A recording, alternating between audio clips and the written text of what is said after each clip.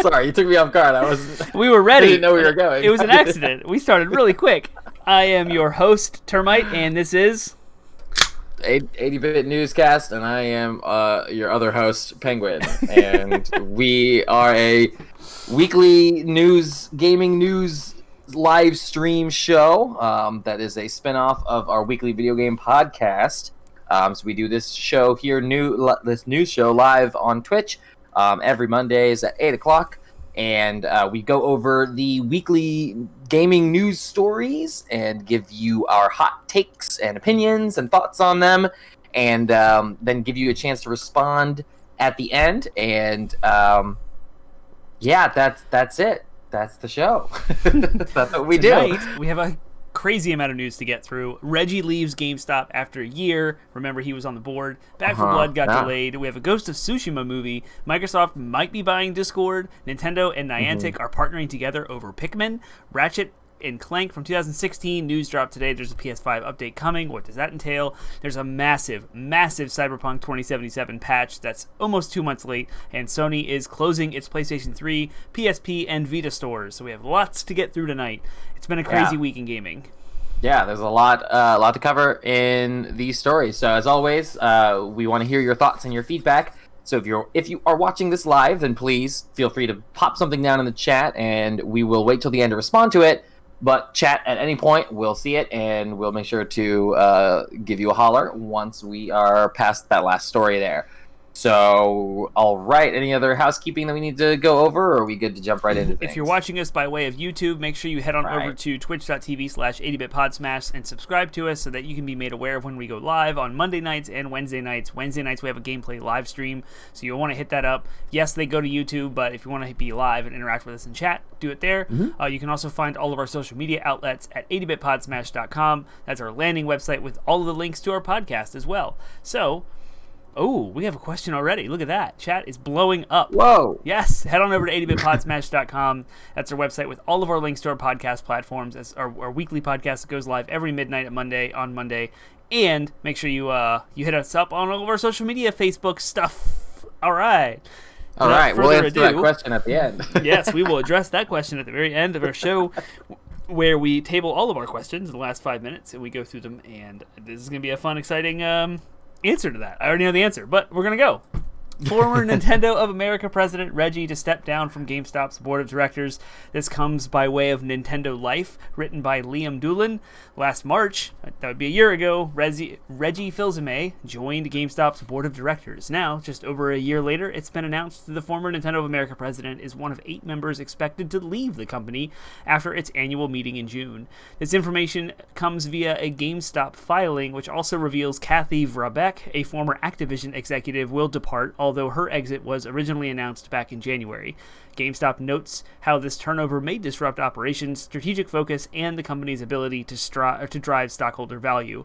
The stock market saga that happened, the global pandemic, which we're still in, obviously hasn't helped either. And it also clarifies it's not because of a disagreement relating to operations policies or practices. And I think there's a quote from Reggie: "A contemplated retirements are not because of a disagreement with us or any other matter relating to our operations, policies, or practices." Why would they quote twice? I don't know why this article did that, but as far as we know, Reggie has plenty to fall back on. Last year, he joined the board of directors at Brunswick Corporation, a world-class leader in marine industry, signed on as a strategic advisor to Rogue Games, and is also placed on the Spin Masters board of directors, a leading company in children's entertainment. Woo! Interesting. GameStop is going through some stuff, to say the least. They are. I mean, after everything with the stock stuff, which had very little to actually do with them directly, it's interesting. It's always interesting seeing news come out of GameStop. It doesn't seem like things are boring over there. I mean, this sucks for GameStop. That's all. That's the only comment I had, and anything else would be just wild speculation, which I don't think is probably appropriate in this case. The article itself answered my questions as to what he may consider doing next. It seems like he's got his hands in a lot of different pots. Yep. And that's great. That's good for him. I would love to see him as more of a mover in the industry at large, as opposed to those kind of fairly smaller things there. But if he decided he wanted to leave GameStop, then that's fine. There must be some. It definitely. I'll say that beyond speculation. That's definitely doesn't necessarily bode well as far as my hopes and dreams for GameStop. So I was definitely hoping that Reggie would help turn that company around. Me too. Doesn't look like it's gonna happen now. So Rebecca Valentine writes for IGN now, and on the 25th of February, she wrote an article that is required reading for our audience. We're not going to go into it now because it's really long, but it's a giant arc of a story. In 2020, which was before the stock market saga, there was a shareholder coup. And there were some differences in ideologies and how they were running the business, and a major shift in leadership happened after Reggie was involved. So that 8 board members that are leaving GameStop, that story is tied to this today. And so the foundations for what has happened and what was announced this week actually happened, was talked about at length by Rebecca Valentine through the story retelling of the whole 2020 story. So go find that. IGN, GameStop, how a 2020 shareholder coup could transform the company forever. Lots crazy story. Like, we could do a whole special episode of like a 2-hour discussion over the crap that's happened with GameStop in the last 5 years. It's insane. Wow. Yeah. So go check that out. Any other questions before we move on? Nope. Let's keep going. This one's quick, but as 2021 continues to erode in the gaming industry, and I use my terminology accurate because everything is being delayed, so is Back 4 Blood. It has been delayed officially until October. Turtle Rock's co-op zombie game will get a beta in the summer, however. This comes by way of Polygon, written by Austin Goslin. It's a pretty quick tweet. Back 4 Blood tweeted this: Turtle Rock Studios is working hard to make Back 4 Blood the best game it can possibly be at launch, and the team needs more time to do this. Therefore, we will release Back 4 Blood in October 12th, 2021. 10/12/2021. We thank you for the community for its continued support and are excited to share that there will be an open beta this summer. So, not a surprise, everything's getting delayed, so there's that. Wait, so it's still coming out this year, though? Yes, October 12th. Yeah, October 12th. Yeah. Okay, that's not bad. Yep, there's nothing that needs to be said about this that hasn't already been said about all the other delays that we've covered since we started listening. Yeah, exactly. More time to make it right. Thanks, Cyberpunk. Right, exactly. Or thanks, CD Projekt Red, for screwing up Cyberpunk so bad that everyone else is scared to death to release anything, especially in 2021. All right, I'm gonna let you take this one because you love, for sure, all about more about movies, and you're that guy. So, Ghost of Tsushima movie is in the works. Of course you do. What do you got? Ghost of Tsushima movie is being made. This comes by way of the PlayStation blog itself, and Ghost of Tsushima movie is in the works. The idea of translating our game to a new medium is exciting, and we're intrigued by all the possibilities. We've all been brought to tears by movie theater, surrounded by strangers. Thanks a lot, EVT. We've all gone to a movie opening night to see the crowd excited, blah, blah. This is all just kind of fluff stuff. Yeah, it is. So we're happy to announce to partner with Sony Pictures to make this happen, and Jin is in very good hands with film director Chad Stahelski, who created something special with John Wick. His vision for what could be backed up by years of experience combined to create some of the finest action scenes ever created. If anyone could bring to life the razor-sharp tension of Jin's katana combat, it's Chad Stahelski. So that's what's happening. They're making a movie. It's going to be directed by the guy who did the John Wick movies, which is pretty awesome. As you and I discussed, my take on this is I think it's a great idea. And the reason is because I've begun to refine my ideas to what a good choice for video game movie adaptation is. And all of the choices I think that are wise, at least at this stage in Hollywood's ability to adapt things, the wise choice is to pick games that are already cinematic experiences. Games where the gameplay is less in the forefront as the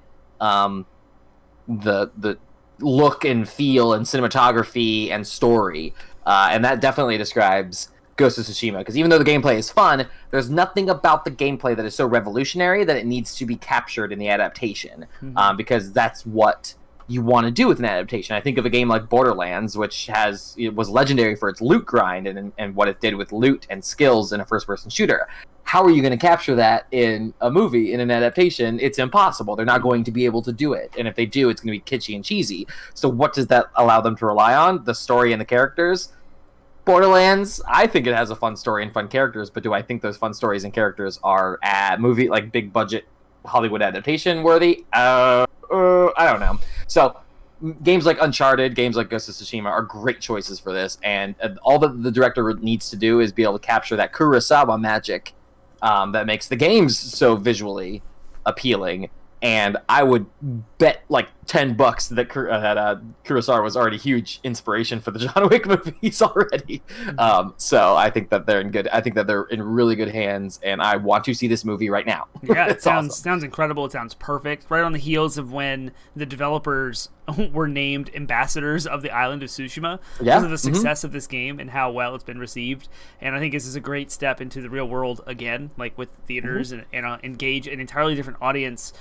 To learn about the story of Tsushima. And, like, yes, it's kind of based on a real-life situation, but, of course, Jin Sakai is completely fictional. And, the story is, like, this classic kung fu samurai movie. I mean, you can even turn on the grainy, like, film filter in the game. So, like, this is just a no-brainer. This is just going to work so well. You could, like, you're talking about, like, gameplay not being in the forefront. You could the UI actually goes away sometimes. Like, I remember playing the raid, and I'm like, where's my what are my things on cooldown? Like, what's going on? Because the UI will fade out sometimes. You can turn that off in the options, but it's just like it's so not front and center. Or like Borderlands is all about the menus. It's all about the UI and the gear and the stat trees and everything else. So yeah, this you made great points. I am all in for this movie. I can't wait. It's going to be good. Right, and maybe at some point the skill of Hollywood writers will figure out how to do it. They'll figure out how to capture what makes the game great from a gameplay element as well, but they need to start small. What made comic book movies great, when comic book movies started getting great, it's when they started taking the source material seriously. And video game movies are just starting to do that, and so we just need that, quote, Iron Man moment where it blows up and becomes a thing. And I, for one, am still hoping in the Mario movie that Pikachu shows up at the end and says... Detective Pikachu shows up, voiced by Ryan Reynolds, and says, I would like to tell you about the Smash Brothers initiative. Yes. I'm still on that. We still need the Smash Bros. Cinematic Universe. So we're one step closer to that. Yep, this is different. All right, cool. All right, so Microsoft's buying Discord, question mark? What? The story that I linked off to is from Bloomberg, which normally would be Jason Schreier, but this is actually written by Dina Bass, and Katie Roof, and the story goes like this. Microsoft Core is in talks to acquire Discord, a video game chat community, which we're using right now, for more than $10 billion, according to people familiar with the matter. $10 billion. That's insane. Remember, Bethesda cost $7 billion, and Bethesda was part of ZeniMax Studios, which consisted of a giant umbrella of dev studios. A massive conglomerate of companies was bought for $7 billion. This is just Discord, a piece of software and a company that goes with it for $10 billion. Anyway, Discord has been talking to potential buyers, and software giant Microsoft is in the running. But no deal is imminent, said the people who asked not to be identified because the discussions are private. Discord is more likely to go public than sell itself, one person said. Representatives from Microsoft and Discord declined to comment. VentureBeat reported earlier on Monday, that was last Monday, that Discord was engaged in sales talks. San Francisco-based Discord is best known for its free service that lets gamers communicate by video, voice, text, and people stuck at home during the pandemic have increasingly used its technology, like us, for study groups, dance classes, book clubs, and other virtual gatherings. And has $100 million monthly active users, and has been elaborating its communication tools to turn it into a place to talk rather than merely a gamer-centric chat platform. And there's a whole lot of other comparisons that this article draws. It draws comparisons to TikTok and how this makes sense for Microsoft, and I think that is enough of the information for us to discuss. Hey, they even talk about ZeniMax, just like I did. So, yeah. Didn't they already acquire Skype? They acquired Skype a long time ago. Yeah, they acquired Skype a long time ago. They've got Microsoft Teams. I mean, I definitely see why Microsoft wants. I can see why they would want like the user base. But would they just do that same thing that they do with Skype? You know, or they just fold it into, like, would they take the entirety of Discord and just fold it into Teams, like make it a part of Teams? Maybe not, probably not, you know, because of the brand recognition of Discord. They maybe want to keep it separate.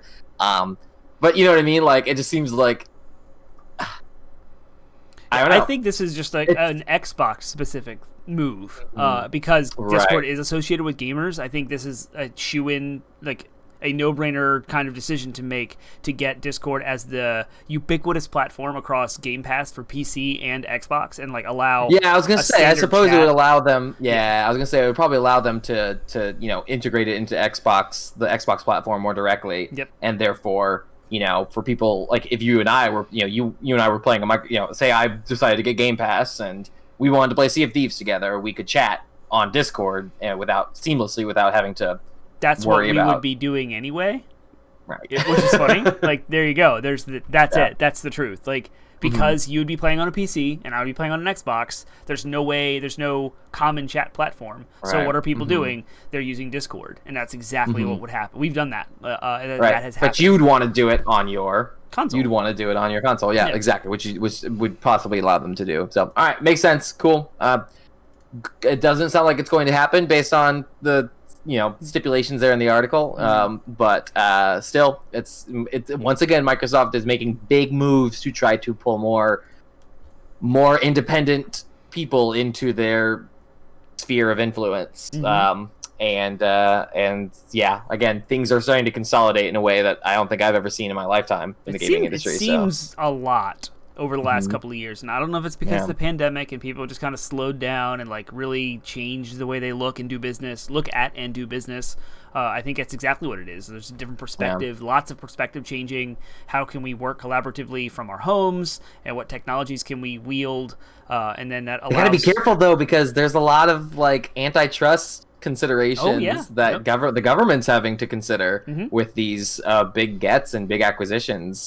So they got to I understand the impulse there, but they got to slow their roll a little bit and try to slow it down, because they get hit with an antitrust lawsuit.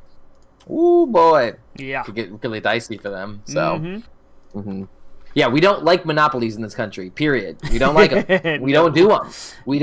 The most socialist our country ever got was when we busted up the monopolies, because we hate them. They're anti-competitive and bad for business. So as consumers, we should, as convenient as some of these acquisitions can make for us, we need to also consider that, like, at what point are we starting to look at a potential monopoly situation? We're not quite there yet, but it's definitely worth considering. And given if we ever the global nature of the gaming industry, it's not just one country. Right. So even if there is a monopoly, like, America can only beat up so much, or antitrust laws coming out of America can only influence so much. But Sony's not American, nor is Ubisoft, or CD Projekt Red for that matter. And they're not all consolidating things, but like, that can happen, and it is. Wait, we're having this chat on Discord right now. Right. I, for one, welcome our corporate overlords. Down with the government! Long live our corporate overlords! Now you have entered yourself into Outer Worlds. Congratulations. Yeah, exactly. Well, that's where we're headed, apparently. All right, moving on. Nintendo and Niantic are potentially partnering up again for Pikmin Go? Yeah, who knows what it is. Here's the blog post from NianticLabs.com themselves, primary source. Niantic and Nintendo partnered together to create new mobile apps. Today, we are thrilled to announce a new partnership with Nintendo to jointly develop mobile titles, plural, built on Niantic's real-world AR technology, bringing Nintendo's beloved characters to life in new ways. We're honored that Nintendo has chosen Niantic to be its publisher of real-world AR applications. To kick off the partnership, Niantic and Nintendo are developing an app based on the Pikmin franchise. The app will include gameplay activities to encourage walking and make walking more delightful. Slated to launch... It's Pikmin Go. Right? Yeah, slated to launch later this year. This will be the first title created by our Tokyo studio since it was established in April 2018. We'll share more details about the apps in the coming months. We're excited to continue building on this partnership as we pursue our mission of encouraging people to explore the world together. So, just a little caveat. The Pokemon Company, separate from Nintendo, has worked with Niantic on Pokemon Go. So this is why this is making headlines, because now Niantic is partnering directly with Nintendo. It is a separate entity. And yeah, it looks like Pikmin Go is what we're getting. Pikmin Go. So that's kind of cool. I'll play it. I have no comment that is not wildly inappropriate based on my experience with Captain Olimar in Smash Brothers. So I will just say, yay, Pikmin, that sounds fun. Well, I imagine like you can point your phone at like an obstacle or like in the river or a creek or something, and like the Pikmin will do make some all the things. Pikmin cross, help them cross. Maybe there'll be an interactive game where you can like drop things onto the world and like the Pikmin go around it and stuff. Like, it could be fun. So yeah, could be fun. Yeah, I'm into it. Yep. All right, cool. Moving along. Ratchet for PS5, Ratchet and Clank for PS4. The 2016 remake is getting a update for PS5. That I believe all it does is increase the frame rate to 60 frames per second. Yes. I'm scanning the article from IGN. This news broke today. It's brand new. It's Insomniac just dropped it. The 60 FPS patch will give fans a small taste of what's to come in Ratchet and Clank Rift Apart. It will feel like running on the PS5 when it's released in June 11th, albeit the upgraded graphics and effects. Does not say anything more than just a frame rate. So I Yep. think there's. Still, I mean, it's not a game it's a super stylized game, so it's not a game that necessarily needs to be 4K to still look good. So I will be very pleased that it'll just be able to run at 60 frames per second. That's awesome. Yeah, So, and it give us incentive to platinum the game Yep, for sure. for both of us. Cool. All right. I will be playing. Yes, I will definitely be playing it when that patch releases. I've been looking for Next an excuse month. to do it anyways. Yep. Because I need, because I need to. I'm coming close to the end of Luigi's Mansion. I need something to play with my son, so I'm get him into Ratchet and Clank too. Do it. Cool. All right. Well, strap in for your 5-hour special of the 80-bit newscast, because I'm going to read every single bullet in the change list of Cyberpunk I'm leaving. 2077. I'm just gonna go. All right, enjoy that, guys, because I'm leaving that. Okay, that's our next news story, posted here by Polygon. The next major Cyberpunk 2077 patch is now available and includes hundreds of bug fixes and gameplay changes on the PS4, PC, and Xbox One. The same update will be released for Stadia version later this week. As previously announced by CD Projekt Red, Cyberpunk 2077 patch 1.2 will address the game's unusually fast and lethal police response times and offer some much-needed options to driving vehicles and getting them unstuck from the environment. According to CD Projekt Red's extensive patch notes, the update will also fix visually amusing bugs like NPCs moving after they've been killed and V's incorrect position while riding a motorcycle. It will address numerous crashes. Update will address all platforms, but many crash-related fixes will, quote, make a bigger difference on last-generation consoles and lower performance machines. The second major patch, part of this long-term plan to polish its highly anticipated but botched release, does not have a release date. It was expected much earlier, but was delayed, and now we have it. So this is the second big patch that was supposed to come out in February. This is the way the game should have. This is probably the way the game should have released. Absolutely. So I actually did read almost like I did start skimming in parts when it got to like the quests. They fixed so much stuff, folks. Please go find, if you really do care. There's a laundry list. It is massive, and I went down to the performance issues and how they reduced they tweaked almost every visual aspect of the game: volumetric lighting, screen space reflections, all of the UI fixes, things not showing up correctly, things being hung when they shouldn't be, that's adults hung. Anyway, all the fixes everywhere. This should have been the release of the game. Let's rewind the clock, delay the game again, and then come back and say, this is the global launch week next week. And it would have been an amazing success. And it would have been definitely more successful, I imagine. Yeah, I mean, and now don't count your chickens before they hatch. CD Projekt Red has a track record of releasing fixes that break the game further with this game. Yeah. So, great, awesome. They say they fixed a bunch of stuff. They said they fixed a particular gig before I went to go do that gig, and it broke. It was still broken by the time I went to go do it. So my faith in CD Projekt Red is probably about where everyone else's is right now, which is we'll believe it when we see it. That said, if you've been holding off on Cyberpunk until they fix the game, I would wait a couple weeks after it comes out, but this may be the patch that you've been waiting for. Mm-hmm. So we'll see how it goes. I'm installing it now, and I'm going to play it tonight after our shows, and I'm going to check it out and just kind of do I'm some just going to wait. quests. I'm going to wait until the PS5 enhancements come out. The I'm official going to wait ones? until the new, the official. Hopefully we'll get auto pop trophies and we'll get a second platinum. Yeah, I'll just wait for that, and then I will, and then I'll enjoy all the bug fixes that go along with it as well. And I've already platinumed the game. It's a year late. It'll be a year later or whatever, and I'll do it then. I'll relive it and experience it then. Because in the meantime, I'm just like, I've moved on. I'm done with it. It's now in the past. So cool, awesome, great. We have one more story, and then we will answer the question. But if you have any other questions, if you're watching live, feel free to get them in there. Speak now or forever hold your peace. But the last story is that Sony is closing PS3 and Vita stores to no one's surprise.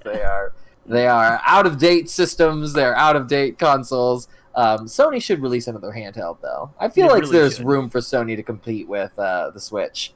If they were to release a handheld, a la like a successor to the Vita, a less powerful version of the PS5 is basically what I would imagine it to be, and allowing you to seamlessly remote play, for example, on your PS5 would be a great way to integrate it. I think that there's definitely room for that. You're preaching to my heart right now. So speaking of my heart, and the dagger that is going into this heart is that the PS3, PS Vita, and PSP stores are closing. This comes, I'm going to read right from the support page because it's the clearest one. It's like there's no other spin on it here. We're closing the PlayStation Store on PlayStation 3 consoles on July 2nd, 2021, and on PlayStation Vita devices August 27th, 2021. Additionally, the remaining purchase functionality for PSP will also retire on July 2nd. So it does have a clarifying list here of what you can still do. Features you will still be able to access after this closure. You will still be able to re-download and play previously purchased game titles. You will still be able to access previously purchased video and media content. You will still be able to redeem Game and PlayStation Plus vouchers. So if you have a code, you can still redeem the code. You will still be able to re-download and play claimed titles through PlayStation Plus as long as you remain a member. That was huge. I was so scared. I have like a 90 plus title list on Vita because of PlayStation Plus over 10 years. I've claimed every game, and some of those games are cross-buy, and they just keep stacking my Vita. My Vita list is huge. And I thought, I'm going to miss this. I'm going to lose it. Why this hurts so much is that I still play my PlayStation 3, I still enjoy it, and I look at game sales. I track a website that sorts every game that's on sale in the PlayStation Store, and it sorts them by the length of time with which it takes to platinum. And it also gives me an indication of what's cross-buy so that I could double dip the platinum if I wanted to. All of that goes away. I can no longer buy new PlayStation 3 games on the digital store. And I guess the biggest obvious conversation jumping point off of this story is this the future of all digital media? Is this why I am glued to my physical collection and want to have a library of video games surrounding me on disc? Yes, that's exactly why. So, okay, yeah, fair enough. Fair enough. If I want to go buy a game, I can just drive to a game store and buy it on disc. If I want to buy a new game after July 2nd on PlayStation 3 through their online store, I cannot. It's gone. Okay, all right, but to be fair, you can't buy a PlayStation 3 game at GameStop. You can't buy a PlayStation 3 game at Walmart or you got to find a mom and pop shop, a used game store, or eBay. So you still Amazon. Have to. I mean, you can get it, but it's still it's from Sony's perspective, it's the same. It's the same as just like they're not producing it anymore, so Sony doesn't make any money off of that. Oh yeah, this is definitely a business choice. Like, why would they maintain this? Right, yeah, exactly. Yeah. So, I mean, as far as Sony is concerned, they have a limited window of time with which to profit off of any game. Yep. So why would they care to keep it open for you, Joe Schmo? Yeah. Sure. Who is no longer buying PlayStation 3 games? So no, I mean, but I understand there is still a motivation. This is why one should hesitate to not get it, like to get a console without a disc drive, like the new PlayStation 5, because you'll still be able to play those 5 games on that console even when the PlayStation 5's digital store has shut down. So, but anyways, cool. All right, we had one question in the chat from Joshua3. And he asked at the beginning a question completely irrelevant to any of the conversations we've had this evening, but we'll still talk about it anyways. And that is, who would win in a fight, penguin and termite? Very DLC style question here. It really is.